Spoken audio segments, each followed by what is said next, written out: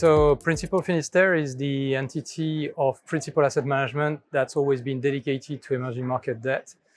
So we're managing about 4.5 billion, but we really see ourselves as a provider of any investment solution that involves emerging market debt at its core. So our flagship total return strategy is what we're best known for.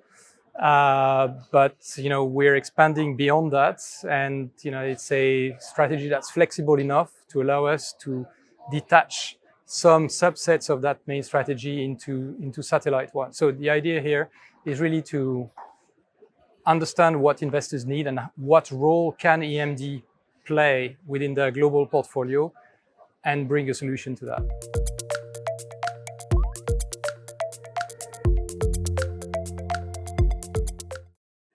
People have to understand what EM debt is about, what it has to bring to a global portfolio. Over the years, people have tended to think that EMD somehow is a beta trending asset class, which it is not.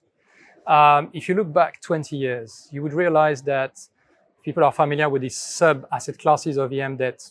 Take sovereign credit in dollars or local currency debt. The indices for those two sub-asset classes have essentially delivered 100% of your average annualized return over the past 20 years have simply been compounded income. You've had a lot of noise, a lot of ups and downs, but on average, pure capital gain on top or above the income stream have amounted to very little. So you have to dismiss that notion that EM debt is a beta trending asset class. And in fact, what's most important for EM debt, what it has to bring to a global portfolio is a combination of income and alpha. Now, at this juncture, it's particularly attractive in the current context because this is an asset class that has demonstrated its resilience fundamentally.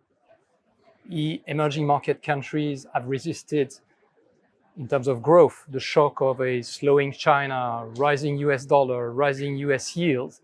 And yet fundamentals remain very resilient. Commodity prices remain relatively resilient.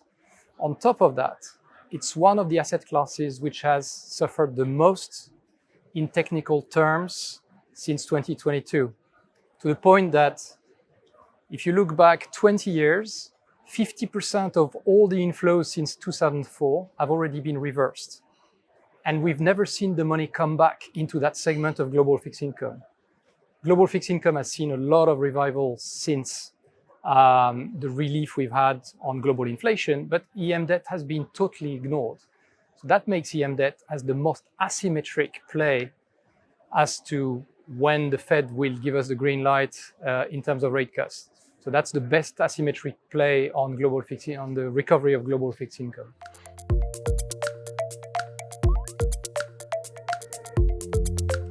So I see that trend developing indeed, the fact that people think that they can tick the box on their EMD allocation by investing into a global credit or global fixed income fund. The one thing I'd have to say with that is that if you do so, by definition, you're going to try to match a portion of an index. That's actually running counter to what I just said. The fact that, yes, you're going to get the beta, you're going to get the ups and downs, and in most cases, your global credit asset manager may indeed delegate the management of that portion to an EMD specialist, but that EMD specialist would tend to be benchmarked.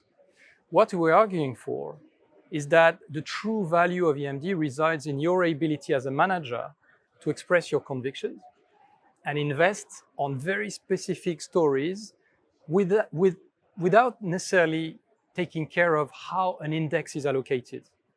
What we always think is that if today is not the right time to invest in Brazil or Mexico or any country, even if that country represents a significant part of your index, you should have zero allocation to that country. So that's not what you're getting. You need in a global credit mandate. You need a specialist asset manager to extract the real juice from that asset class, real alpha from your income selection skill set, alpha from all those very specific situations which can give you a very idiosyncratic source of returns, but also alpha coming from your ability to time the market. Beta timing is an alpha skill set. So that's what we're arguing for, and that's what the Finisterre total return strategy has been developed to deliver.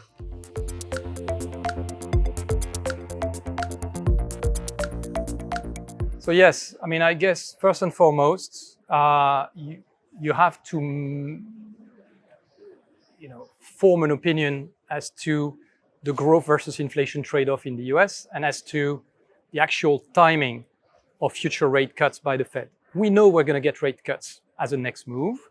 No one really argues that inflation is on the way to pick up again. But that timing will give us the green light for the last remaining leg of the fixed income recovery at the global level. So if you're going to get a beta rally, it's going to come from duration, no longer from spread tightening. You could imagine some better FX performance, but can you really imagine the dollar to collapse from here, given the strength of the US economy? No. So we do expect a broad soft landing of the US economy. We do expect a continuing moderation in inflation. Yet you're right to say that the US election may throw a spanner in the works. So what could happen? We believe that the bulk of the US election uncertainty may actually be priced by the day of the election. So very quickly, we're going to start to discount what may or may not happen with a Trump or a Biden presidency. If Trump was to win, common wisdom tells you the dollar should strengthen and the curve should steepen. So the Fed may still cut, anchoring the short end, but fiscal risks might explain a curve steepening.